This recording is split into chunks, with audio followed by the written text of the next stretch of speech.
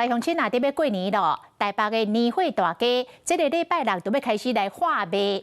讲这个迪化街的四周边有8间公有的停车场，这个停车费拢起价，平日1点钟起到60块，假日是起到80块。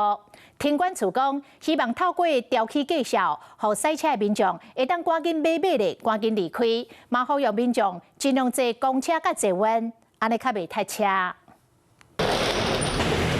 当起你三脚马，将顶下绑条条，工作人员无用打平，因为迪化街年货大街伫拜六开中，民众若想要塞车去，都要特别注意。年货大街附近的公有停车场，1月31号开始出现价格调涨的情况，平日从每小时30元涨到60元，而假日则涨到每小时80元。根据停管处公告，当中有8间公有的停车场起价，有一寡甚至无限价。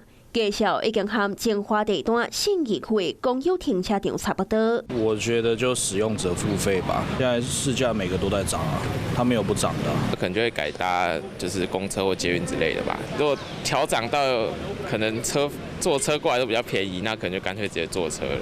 那我们停管处是希望透过费率的调整机制，促使有开车前往采买的一些车辆，可以在完成采买行程之后，可以尽快的离场，让有更多的停车需求的一个民众可以使用这样的一个停车空间。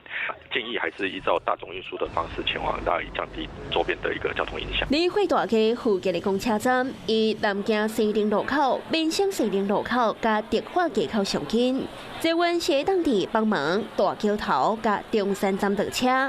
民众出门买年货，要坐什么款的交通工具，也爱先安排好。